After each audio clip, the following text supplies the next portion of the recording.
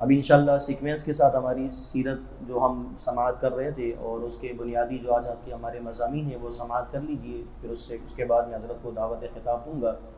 حضور علیہ الصلوۃ والسلام کی ولادت باسعادت کے چند پہلو، چند آپ کی ایک بات اپنے ذہن میں بٹھا لیجئے کہ نبی سے جو خلاف عادت کام ہو، تھوڑی سی تمہیداً بات میں عرض کر رہا ہوں آپ احباب کے سامنے، میری بات سب کو سنائی دے رہی ہے؟ نبی سے جو اعلان نبوت سے پہلے جو چیزیں صادر ہوں، خلاف عادت ہوں اور عقلاً محال ہوں، عقل میں نہ آنے والی ہوں، انہیں ارہاس کہا جاتا ہے۔ کیا کہا جاتا ہے؟ ارہاس۔ اور پھر اعلان نبوت کے بعد اگر جو ظاہر ہو جائیں، جیسا کہ حضور علیہ الصلوۃ والسلام کی اعلان نبوت کے بعد پہاڑوں کا آپ کو سجدہ کرنا، درختوں کا آپ کو سجدہ کرنا اور یہ تمام چیزیں، اس کو کہا جاتا ہے معجزہ۔ کیا کہا جاتا ہے اس کو؟ معجزہ۔ اسی طرح ایک کرامت ہوتی ہے، اللہ کے کسی ولی سے خلاف عادت کوئی چیز سرزد ہو اور عقل میں نہ آنے والی ہو، عقل کو جو ہے وہ پریشان کر دینے والی ہو، تو اس کو کرامت کہتے ہیں۔ کیا کہتے ہیں اس کو؟ کرامت۔ کرامت ہوتی وہی ہے جو سمجھ میں نہ آئے۔ لوگ کہتے ہیں جی ہمیں کرامت سمجھ میں نہیں آتی، تو بھائی کرامت کا معنی یہی ہے کہ وہ سمجھ میں نہ آئے، تو آپ کو تو سمجھ میں نہیں آئی تو اس کا مطلب یہی کہ کرامت ہے۔ کرامت کہتے ہیں خلاف عادت چیز کا واقع ہونا، جیسا کہ بعض اولیاء کرام سے کرامتیں صادر ہوتی تھی، جیسا کہ جو ہے وہ بعض اولیاء کرام اپنی چپل کو ہوا میں اڑا دیا کرتے تھے۔ اب چپل تو اڑ نہیں سکتی، وہ جاندار تھوڑی ہے، وہ تو بے جان چیز ہے، اس کے نہ پر لگے ہوئے ہیں، نہ اس کے اندر جو ہے وہ اڑنے کی صلاحیت ہے، لیکن اللہ تبارک و تعالیٰ کے ولی چاہیں تو اس کو اڑا سکتے ہیں۔ تو یہ خلاف عادت چیز جو واقع ہو اس کو کرامت کہتے ہیں۔ اور اگر نبی سے خلاف عادت کوئی چیز واقع ہو، اعلان نبوت کے بعد ہو تو اس کو معجزہ کہا جاتا ہے، اور اعلان نبوت سے پہلے ہو تو اس کو ارہاس کہا جاتا ہے۔ کیا کہا جاتا ہے؟ ارہاس۔ تو پیارے آقا صلی اللہ تعالی وسلم کے وہ تمام کمالات جو اعلان نبوت سے پہلے سرزد ہوئے، علماء نے ان کو برکات نور محمدی کا نام دیا۔ کیا نام دیا ہے؟ برکات نور محمدی، یعنی حضور کے نور کی برکت سے اللہ تبارک و تعالیٰ نے اعلان نبوت سے قبل جو چیزوں کو آپ کی طرف متوجہ فرمایا ہے وہ حضور کی نور کی برکت سے متوجہ فرمایا ہے۔ جیسا کہ حضرت آمنہ فرماتی ہیں کہ جب حضور پیدا ہوئے تو میں نے دیکھا کہ جو ہے وہ آسمان سے بدلی آئی، حضور غائب ہو گئے، کہنے والے نے ندا کی، یہ کیا وہ کیا، انشاءاللہ علامہ صاحب آپ کے سامنے بیان کریں گے۔ تو قصہ مختصر یہ میں نے آپ کے سامنے معجزہ، کرامت اور ارہاس کا فرق بیان کر دیا ہے۔ تو اسی کو ملحوظ خاطر رکھتے ہوئے پھر اگلا ہمارا جو ہے وہ اس کا جو سیشن ہوگا وہ حضور علیہ الصلوۃ والسلام کے بچپن کے حالات، لڑکپن کے حالات، اور اسی طرح شک صدر، شک بولتے ہیں چیرنے کو اور صدر بولتے ہیں سینے کو۔ تو یعنی شک صدر کا مطلب کیا ہے؟ سینے کو چیرنا۔ حضور علیہ الصلوۃ والسلام کا شک صدر کتنی بار ہوا یہ بھی انشاءاللہ بیان کیا جائے گا۔ تو آپ احباب تیار ہیں؟ بولیے انشاءاللہ۔ تو میں اسی خیال کے ساتھ حضرت کو دعوت دوں گا کہ حضرت آئیں اور اپنے نورانی عرفانی بیان سے ہم سبھی کو مستفیض فرمائیں۔ نعرہ تکبیر، نعرہ رسالت، نعرہ حیدری، سرکار کی آمد، اتنا سا نعرہ، سرکار کی آمد، اتنا سا نعرہ، سرکار کی آمد، دلدار کی آمد، مرحبا۔ حضرت علامہ مولانا کامران عابد سیفی نقشبندی دامت برکاتہم العالی۔ الحمدللہ الحمدللہ وحدہ والصلاة والسلام علی من لا نبی بعدہ، اما بعد فاعوذ باللہ من الشیطان الرجیم، بسم اللہ الرحمن الرحیم، قل بفضل اللہ وبرحمتہ فبذلک فلیفرحوا هو خیر مما یجمعون۔ وقال الله تبارك وتعالى في الكلام المجيد والفرقان الحميد في مقام آخر، وما أرسلناك إلا رحمة للعالمين، آمنت بالله صدق الله مولانا العظيم وصدق رسوله النبي الكريم الأمين، ونحن على ذلك لمن الشاهدين والشاكرين، والحمد لله رب العالمين۔ وقال الله تبارك وتعالى في الكلام المجيد والفرقان الحميد في شان حبيبه الأعلى، ان اللہ وملائکتہ یصلون علی النبی یا ایھا الذین آمنوا صلوا علیہ وسلموا تسلیما الصلاة والسلام علیک یا رسول اللہ الصلاة والسلام علیک یا نبی اللہ الصلاة والسلام علیک یا نور اللہ وعلى آلك وصحابك يا رحمة للعالمين وأحسن منك لم تر قط عيني وأحسن منك لم تر قط عيني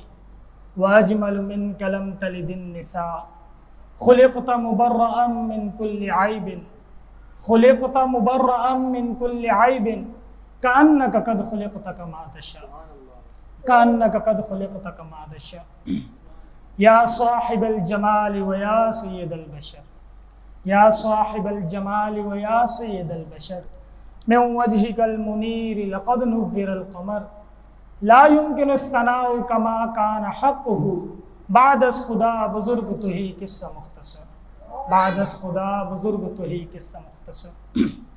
ہم در آقا پہ سر اپنا جھکا لیتے ہیں ہم در آقا پہ سر اپنا جھکا لیتے ہیں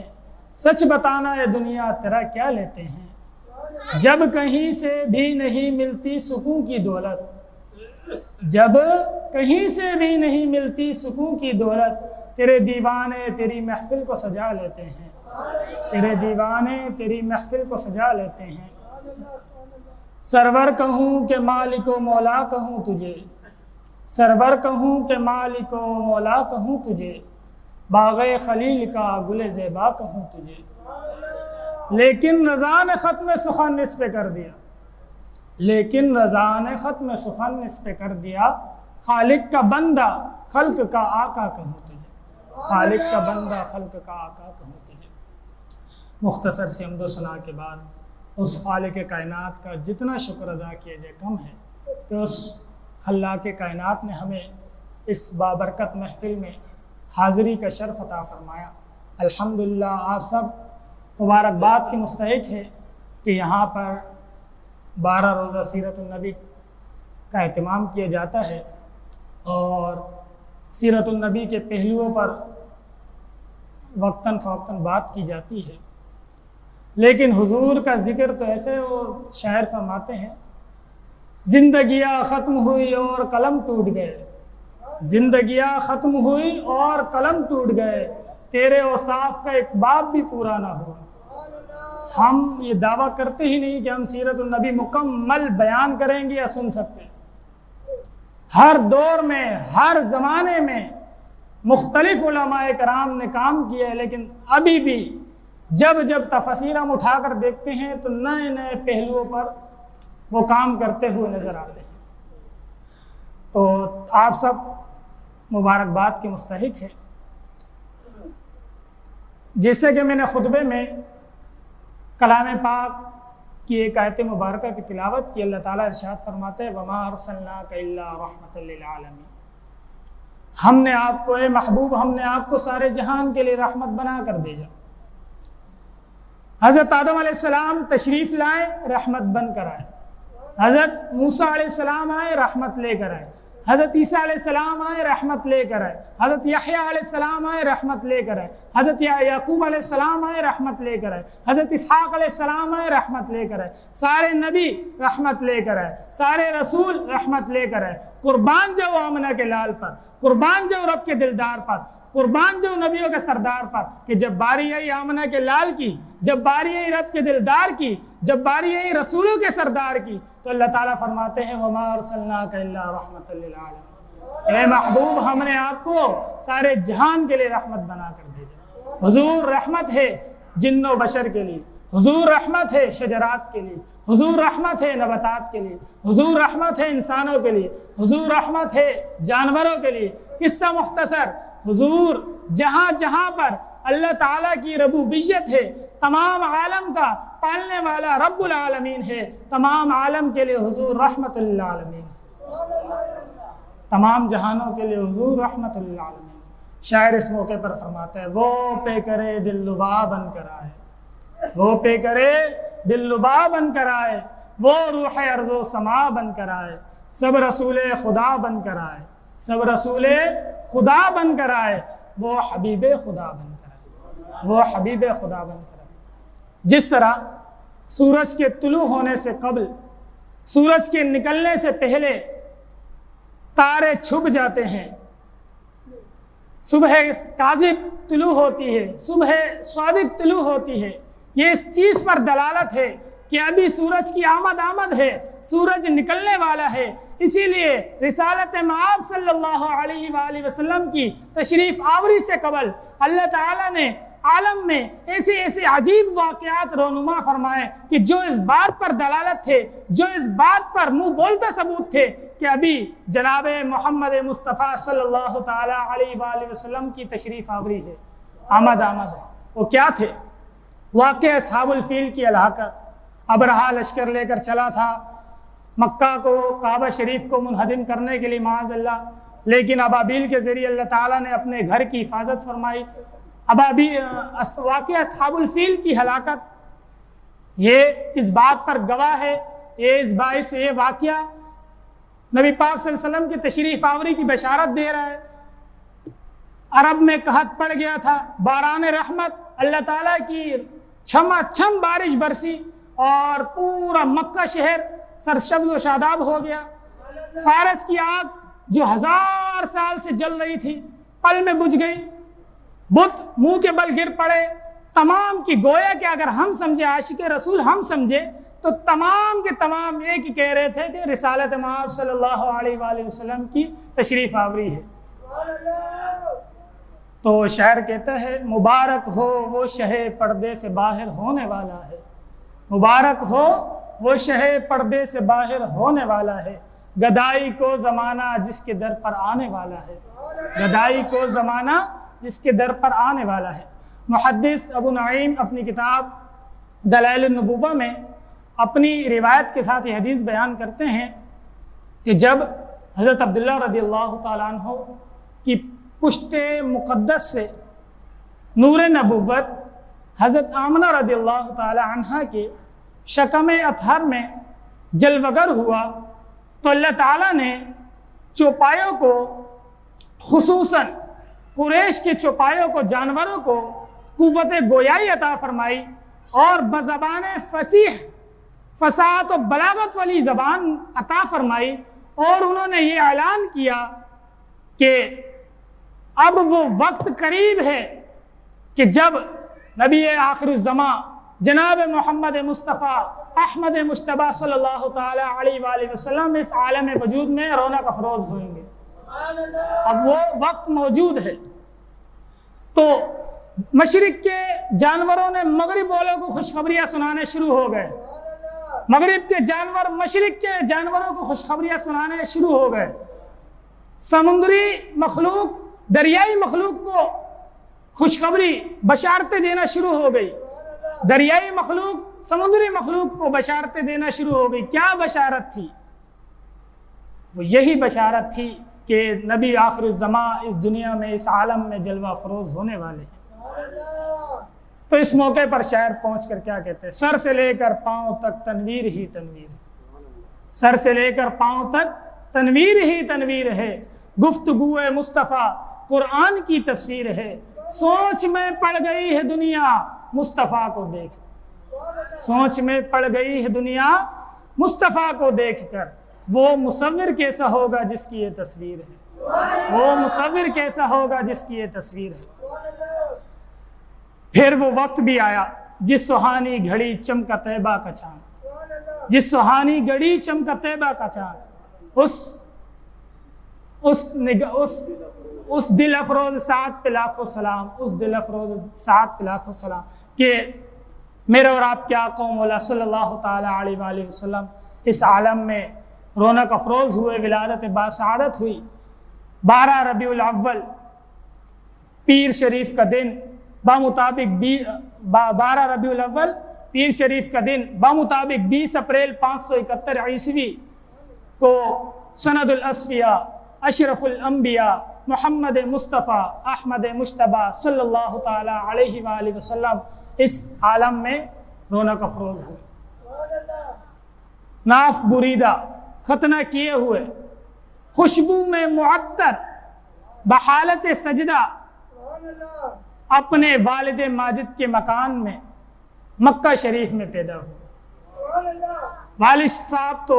آپ کی آمد سے قبل ہی انتقال فرما چکے تھے، وہ کہاں سے آتے، وہ کہاں سے اپنے نونہال بچے کو گود میں لے کر نہال ہوتے، وہ تو پہلے ہی وفات فرما چکے تھے۔ تو دادا جان جو طواف کعبہ میں مشغول تھے حرم پاک میں، انہیں بلایا گیا، وہ خوشی میں مسرت آئے اور اپنے پوتے کو، اپنے لخت جگر کو سینے سے لگایا اور دوبارہ طواف کعبہ کے لیے مشغول ہو گئے اور اللہ تعالیٰ سے خیر و برکت کی دعا مانگی اور نام محمد رکھا۔ آپ کو محمد کا مطلب پتہ ہے؟ محمد کا مطلب ہوتا ہے تعریف کیا ہوا، لفظ محمد کا مطلب تعریف کیا ہوا۔ بات کہیں اور نکل جائے گی، انشاءاللہ اس کی میں وضاحت دیتا۔ پھر نبی پاک صلی اللہ تعالیٰ علیہ وسلم کی ولادت کی خوشی، یعنی کہ اگر میں کہوں جناب عبداللہ کے بیٹے کی خوشی، جب ان کے بھائی ابو لہب کو ان کی لونڈی سویبہ نے خوشی خوشی کہا کہ آج تجھے بیٹے اور بھتیجے کی ولادت کی خوشی مبارک ہو، آج تیرے بھائی کے گھر بیٹا ہوا ہے، تو اس نے اپنی انگلی سے اسے آزاد کر دیا۔ بخاری شریف کی حدیث ہے، جب اس کا انتقال ہو گیا، فوت ہو گیا وہ، تو اس کے گھر والوں نے اسے خواب میں دیکھا اور اس سے پوچھا کہ تیرے ساتھ کیا معاملہ پیش آیا، تجھے ہم سے جدا ہونے کے بعد تیرا کیا حال ہے؟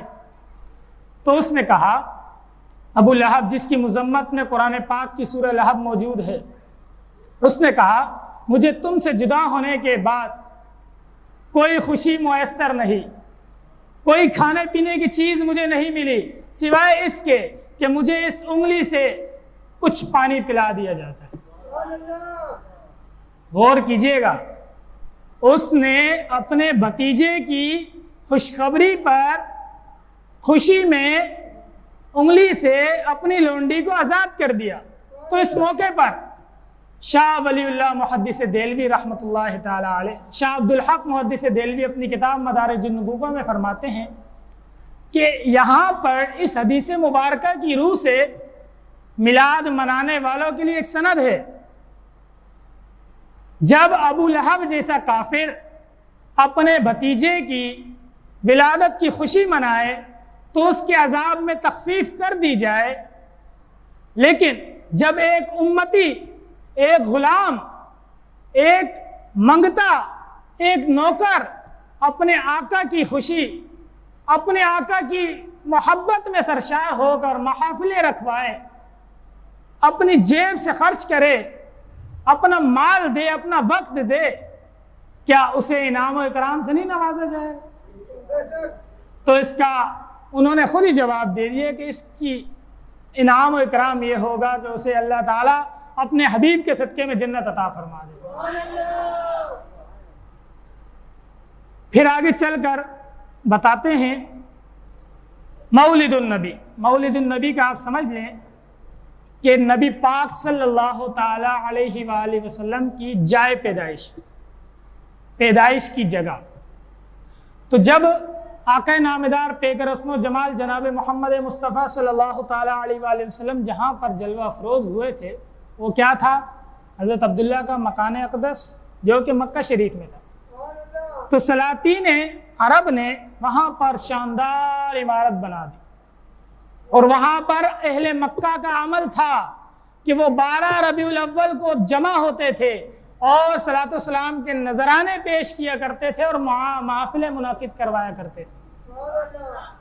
اب آپ کہیں گے ابھی تو اس طرح نہیں ہے، تو میں آگے انشاءاللہ آپ کو بتاؤں گا۔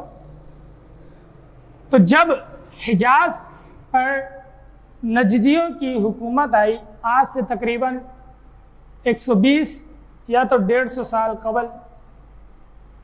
جب نجدیوں کی حکومت آئی تو انہوں نے یہ متبرک مقامات کو مسمار کر دیا، توڑ دیا، پھوڑ دیا، اور کوشش کی انہوں نے میلاد کو ختم کرنے کی، لیکن رہے گا یوں ہی ان کا چرچا رہے گا، رہے گا یوں ہی ان کا چرچا رہے گا، پڑے خاک ہو جائے جل جانے والے، حشر تک ڈالیں گے ہم پیدائش مولا کی دھوم، حشر تک ڈالیں گے ہم پیدائش مولا کی دھوم، مثل فارس نجد کے قلعے گراتے جائیں گے، مثل فارس، اس ٹائم فارس کی آگ بجھی تھی، آج ہم کوشش کریں گے نجد کے قلعے گرائیں گے۔ تو انہوں نے کیا کہا، انہوں نے کیا کیا، ساری نشانیاں، سارے متبرک مقامات کو مسمار کر دیا۔ شاہ ولی اللہ محدث دہلوی فرماتے ہیں کہ میں 1959 میں گیا، اپنی کتاب میں لکھتے ہیں کہ میں جب وہاں گیا تو میں نے دیکھا مولد النبی، نبی پاک صلی اللہ تعالیٰ علیہ وآلہ وسلم کی جہاں پیدائش ہوئی تھی وہاں پر ایک چھوٹی سی عمارت بنی ہوئی، وہ بھی مقفل شدہ ہے، یعنی کہ تالا لگا ہے، وہاں پر کسی کو صلاۃ و سلام پڑھنے کی اجازت نہیں دی جاتی، وہاں پر کسی کو اب محافل انعقاد کرنے کی اجازت نہیں دی جاتی۔ تو میں پہلے عرض کر چکا، رہے گا یوں ہی ان کا چرچا رہے گا، وہاں اجازت نہیں، ہم یہاں سجا کر بیٹھے۔ دنیا میں ہر خطے میں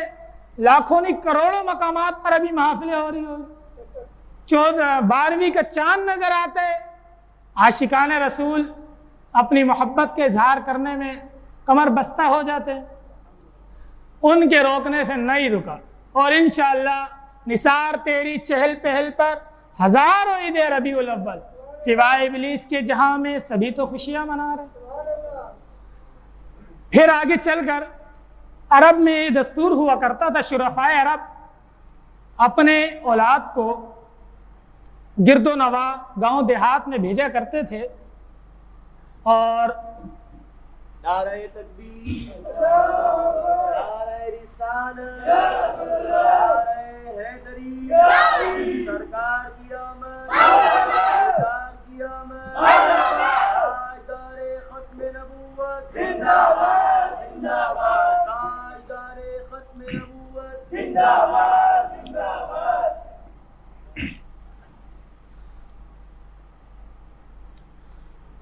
شرفائے عرب کا یہ دستور تھا کہ وہ اپنی اولاد کو ایک تو اپنی لینگویج یعنی زبان کی فصاحت و بلاغت برقرار رہے، اس لیے گاؤں دیہات میں بھیجا کرتے تھے، کیونکہ شہر میں ایسا ہوتا ہمارے یہاں بھی کہ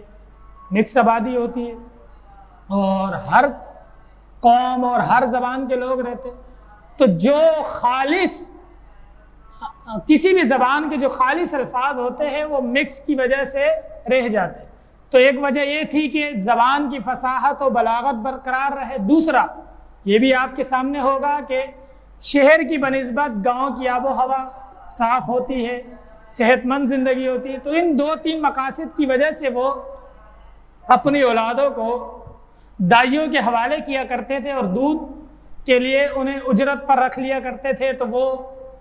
قبیلہ بنی سعد کی ان دنوں آئی بھی تھی، تو حضرت حلیمہ سعدیہ رضی اللہ تعالی عنہا جو کہ نبی پاک صلی اللہ تعالی علیہ وآلہ وسلم کی رضائی والدہ ہے، آپ آئی بھی تھی ان دنوں،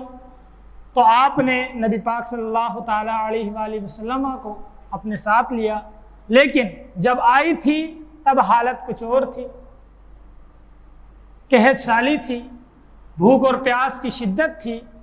گھر میں کھانے کو کچھ نہیں تھا، اپنی کمزوری سے حالت خراب تھی، اور بکری مویشی وغیرہ کے لیے چراگاہ نہیں تھی، قحط پڑا ہوا تھا۔ لیکن جب نبی پاک صلی اللہ تعالی علیہ وآلہ وسلم کو اپنے ساتھ لے کر گئی ہے تو برکات نبوی صلی اللہ تعالی علیہ وآلہ وسلم کے ذریعے ان کا گھر بھی روشن ہوا، ان کے آل اولاد میں بھی برکتیں ہوئی، اور آپ کی بکریاں دوسروں کی بکریوں کے مقابلے میں زیادہ صحت مند اور تھنوں والی تھی، زیادہ دودھ دینے والی۔ تو ان پر لوگ کہتے تھے کہ حضرت حلیمہ جہاں پر بکریاں چراتی ہے، جس چراگاہ میں جاتی ہے، ہماری بکریاں بھی وہیں لے کر جائے گا۔ لیکن بکری اور چراگاہ کی تو بات تھی ہی نہیں، یہ تو میرے اور آپ کے آقا و مولا صلی اللہ تعالی علیہ وآلہ وسلم کے برکات کی بات تھی۔ پھر اس طرح ہوا کہ مدت رضاعت جو کہ قرآن پاک کی روح سے 2 سال ہے وہ مکمل ہوئے۔ ان 2 سال میں حضرت حلیمہ سعدیہ رضی اللہ تعالیٰ عنہ نے بہت سے برکات نبی پاک صلی اللہ علیہ وسلم کے دیکھے، جن میں سے ایک یہ بھی ہے کہ جب آپ انہیں گہوارے میں نبی پاک صلی اللہ تعالیٰ علیہ وآلہ وسلم کو گہوارے میں لٹاتی تھی تو نبی پاک صلی اللہ تعالیٰ علیہ وآلہ وسلم جہاں پر انگلی اٹھاتے تھے چاند بھی وہیں جھک جاتا تھا۔ آپ کی انگلی کے اشارے جہاں جہاں جا رہے وہاں پر چاند کی حرکت۔ تو شاعر کیا فرماتے، چاند جھک جاتا جدھر انگلی اٹھاتے مہد میں، چاند جھک جاتا جدھر انگلی اٹھاتے مہد میں، کیا ہی چلتا تھا اشاروں سے کھلونا نور کا، کیا ہی چلتا تھا اشاروں سے کھلونا نور کا۔ اس طرح برکات سے وہ مستفیض ہوتی رہی۔ ایک زمانہ وہ آیا کہ جب واپس کرنے کا ٹائم آ گیا، مدت دودھ چھڑا دیا گیا، لیکن برکات نبوی کی لت لگ گئی تھی، عادت پڑ گئی تھی، ایک لمحہ اب برکات نبوی سے گزارنا محال تھا۔ تو ان دنوں جب واپس کر دیا، حضرت آمنہ رضی اللہ تعالیٰ عنہ نے حسب توفیق انعام و اکرام سے نوازا۔ ان دنوں مکہ میں وبا پھیلی ہوئی تھی، تو حضرت حلیمہ سعدیہ رضی اللہ تعالیٰ عنہ نے عرض کی نبی پاک صلی اللہ تعالیٰ علیہ وآلہ وسلم کی والدہ سے کہ کیوں نہ یہاں پر بیماری پھیلی ہوئی، آپ اجازت مرحمت فرمائیں میں واپس لے جاتی۔ نبی پاک سخی بیٹے کی سخی ماں اجازت عطا فرما دی، پھر دوبارہ لے آئے۔ پھر جو شک صدر علامہ صاحب فرما رہے تھے، شک مطلب چاک کرنا، صدر مطلب سینہ، نبی پاک صلی اللہ تعالی علیہ وآلہ وسلم کی ظاہری حیات میں 4 مرتبہ آپ کریم علیہ السلام کا سینہ چاک کیا گیا، نور و حکمت سے بھرا گیا، نور و حکمت کے خزینے انڈھیلے گئے 4 مرتبہ۔ پہلی مرتبہ جب آپ تقریباً 2.5 سال کے قریب تھے آپ، تو آپ کا سینہ چاک کیا گیا۔ وجہ حکمت یہ تھی کہ جو بچوں کے دلوں میں وساوس آتے ہیں، وسوسے آتے ہیں اور خیالات آتے ہیں، جس کی وجہ سے بچے کھیل کود کی طرف آمادہ ہوتے ہیں اور دوسرے معاملے شرارتوں کی طرف مائل ہوتے ہیں، ان سے پاک کیا جائے نبی پاک صلی اللہ علیہ وآلہ وسلم کو۔ پہلی حکمت یہ تھی پہلی دفعہ کی۔ دوسری مرتبہ آپ کا سینہ چاک کیا گیا 10 سال کی عمر میں۔ اس کی حکمت یہ تھی کہ جو جوانی کے پرآشوب خواہشات ہوتی ہے اس سے آپ کی حفاظت کی جائے، ان کے خطرات سے محفوظ رکھا جائے، دوسری مرتبہ کی حکمت یہ۔ تیسری مرتبہ آپ کا سینہ چاک کیا گیا غار حرا میں، تاکہ آپ کے سینے کو چاک کیا گیا اور اندر نور و حکمت کے خزینے بھرے گئے، تاکہ آپ وحی الہی کے گرا بوجھ کو برداشت کرنے کے متحمل ہو سکے۔ چوتھی مرتبہ شب معراج کی رات چاک کیا گیا، تاکہ آپ بارگاہ الہی میں جب حاضر ہوں گے دیدار الہی کی تجلیوں کو اور انوار و تجلیات جو رب تعالیٰ کی کے متحمل اور برداشت کر سکے، اس لیے چوتھی مرتبہ چاک کیے گئے۔ پھر حضرت حلیمہ سعدیہ کا میں عرض کر چکا کہ وہ گہوارے میں تھے۔ حضرت آمنہ رضی اللہ تعالیٰ، پھر ایسا ہوا کہ جب انہوں نے یہ معاملہ پیش ہے، انہوں نے سمجھا کہ ان کے ساتھ کوئی آسیب ہے، انہیں تو نبی پاک صلی اللہ علیہ وسلم کی شان نہیں پتہ تھی، اور پتہ کیسے ہو کہ آپ نے کون سا اعلان نبوت فرمایا، برکات نبوی، جیسا کہ علامہ صاحب نے ارشاد فرمایا کہ ارحاس نبی پاک صلی اللہ علیہ وسلم کے برکات ہر نبی سے اس طرح ہوئے، تو واپس کر دیا۔ پھر حضرت حلیمہ سعدیہ رضی اللہ تعالیٰ عنہ نے حضور اکرم صلی اللہ علیہ وسلم کو واپس کر دیا۔ حضرت آمنہ 6 سال کی عمر میں آپ نے اپنے بیٹے کو ساتھ لیا اور اپنے حضور اکرم صلی اللہ علیہ وسلم کے دادا جان کے ننہال یعنی قبیلہ بنو عدی بن نجار کے ہاں گئی ان کی ملاقات کے لیے، اور علماء کہتے ہیں کہ اپنے شوہر کی قبر کی زیارت کے لیے بھی گئی، تو واپسی پر مقام ابوا پر آپ کا انتقال ہو اور وہیں پر ہی مدفون ہے۔ پھر اس سفر میں حضرت ام ایمن ساتھ تھی، جو حضرت عبداللہ رضی اللہ تعالی عنہ والد ماجد ان کی لونڈی تھی، جو کہ نبی پاک صلی اللہ علیہ وسلم کو ورثے میں ملی تھی۔ تو انہوں نے آپ کو حضرت عبد المطلب، آپ کے دادا حضرت عبد المطلب کے حوالے کیا۔ آپ پھر حضرت اپنے دادا حضرت عبد المطلب کی زیر پرورش رہے۔ آپ کی عمر مبارکہ 8 برس پہنچی کہ آپ کے دادا جان بھی دنیا فانی سے انتقال فرمائے۔ پھر کفالت پرورش کی ذمہ داری آ گئی حضرت ابو طالب پر۔ وہ پہلے ہی آپ سے بے انتہا محبت کیا کرتے تھے، لیکن جب پرورش کی ذمہ داری آئی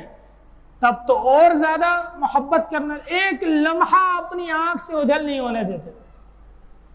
یہ تو تب جب اٹھے ہوئے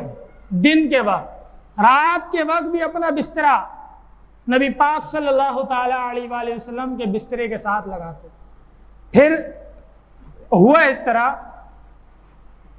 آپ کو پتہ ہے نبی پاک صلی اللہ تعالی علیہ وآلہ وسلم کو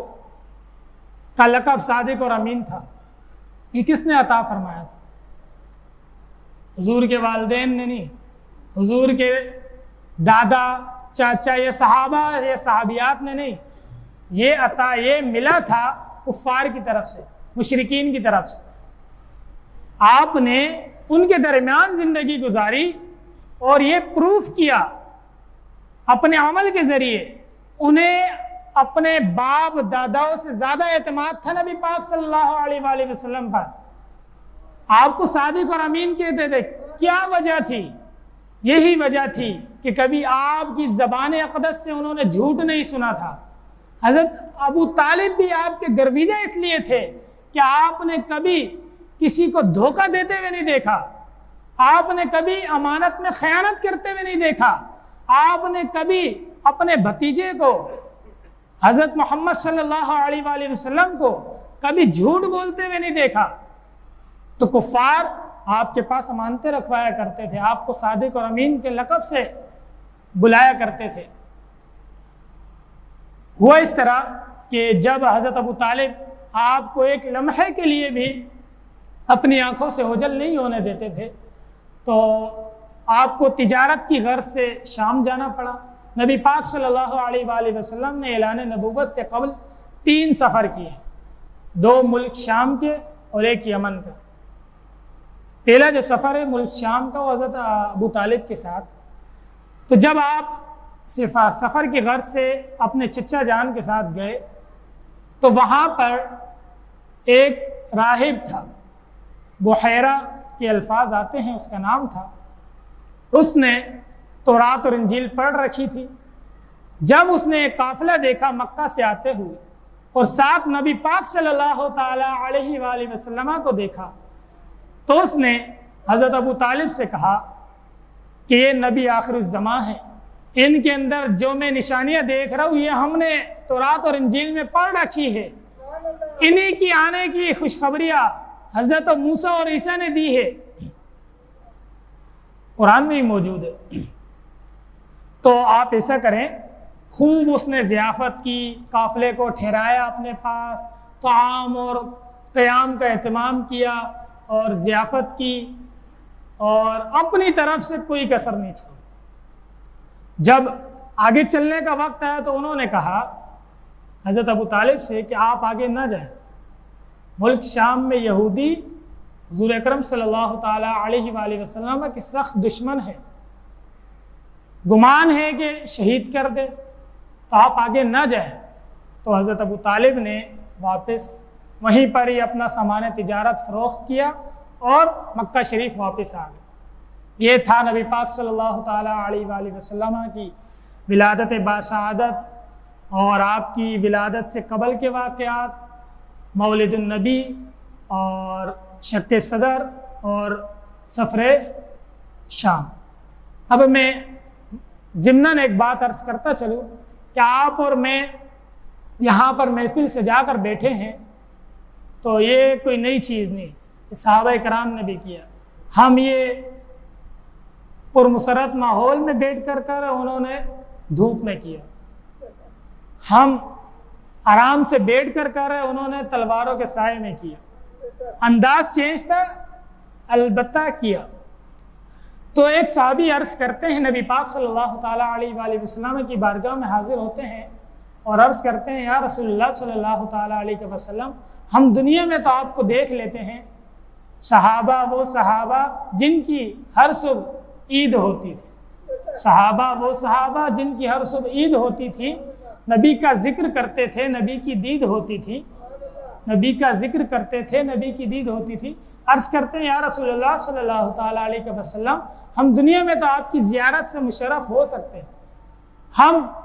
ہمیں جب کوئی تکلیف پہنچتی اس تکلیف کے لیے آپ ہمارے لیے آسانی فرما دیتے، ہر مسئلے کا حل آپ ہمیں عطا فرما دیتے۔ کل قیامت کے دن جب نفس نفسی کا عالم ہوگا، سورج سوا نیزے کے فاصلے پر ہوگا، ہر بندہ اپنے اعمال کے مطابق پسینے سے شرابور ہوگا، اس نفس نفسی کے عالم میں ہم آپ کو کہاں تلاش کریں گے یا رسول اللہ صلی اللہ تعالیٰ علیہ وسلم؟ اس وقت ہم کس سے مدد مانگیں گے؟ آپ کو کہاں تلاش کریں گے؟ تو اللہ کے رسول صلی اللہ تعالیٰ علیہ وآلہ وسلم نے فرمایا کہ آپ مجھے میزان پر تلاش کریں، یہاں میرے امتیوں کے اعمال تولے جا رہے ہوں گے اور میں وہاں کھڑا ہوں۔ جس امتی کا گناہ والا پلہ بڑھے گا اور نیکی والا پلہ کم ہوگا، میں اپنے پاس سے نیکی والا پلہ بڑھ کر اسے جنت کا راستہ دکھلا رہا ہوں۔ تو پیر نصیر الدین نصیر شاہ صاحب فرماتے ہیں، کیوں نہ پلڑا میرے اعمال کا بھاری ہو نصیر، کیوں نہ پلڑا میرے اعمال کا بھاری ہو نصیر، اب تو میزان پہ سرکار بھی آئے ہوئے ہیں، اب تو میزان پہ سرکار بھی آئے ہیں۔ پھر صحابی نے عرض کی، یا رسول اللہ صلی اللہ تعالیٰ علیہ وسلم، اگر آپ ہمیں وہاں بھی نہ ملے تو ہم آپ کو کہاں تلاش کریں؟ تو اللہ کے رسول صلی اللہ تعالیٰ علیہ وآلہ وسلم نے ارشاد فرمایا، مجھے حوض کوثر پر تلاش کریں، میں اپنی دکھیاری امت کو اپنے مبارک ہاتھوں سے جام کوثر پلا رہا ہوں۔ تو اعلیٰ حضرت کیا فرماتے ہیں، میٹھا میٹھا ٹھنڈا ٹھنڈا میٹھا میٹھا پیتے ہم ہیں پلاتے یہ ہیں، رب ہے موتی یہ ہے قاسم، رزق ہے اس کا کھلاتے یہ ہیں۔ تو صحابی کی جستجو دیکھی، کہا کہ یا رسول اللہ صلی اللہ تعالیٰ علیہ وسلم، آپ اگر ہمیں وہاں بھی نہ ملے تو ہم آپ کو کہاں تلاش کریں؟ تو اللہ کے رسول صلی اللہ تعالیٰ علیہ وآلہ وسلم نے ارشاد فرمایا کہ مجھے پل صراط پر تلاش کریں، جبریل کے پر بچھے ہوئے ہوں اور میری امت جنت کی طرف جا رہی ہوگی، وہ پل جو بال سے زیادہ باریک اور تلوار سے زیادہ تیز ہے، اور یہی جنت کا راستہ ہے، ہر ایک کو اس کے اوپر سے گزرنا ہے۔ تو حضور اکرم صلی اللہ علیہ وسلم فرماتے ہیں کہ مجھے وہاں تلاش کرنا تاکہ میں اپنے امتیوں کا جنت کا راستہ آسان فرما رہا ہوگا۔ اعلیٰ حضرت کیا فرماتے ہیں، رضا پل سے اب وجد کرتے گزریے، رضا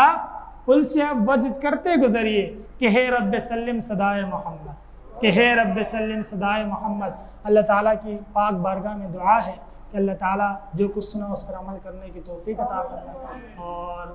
نبی پاک صلی اللہ تعالیٰ علیہ وآلہ وسلم سے بے انتہا ٹوٹ کر محبت کرنے کی توفیق عطا فرمائے۔ وما علیہ الا البلاغ المبین۔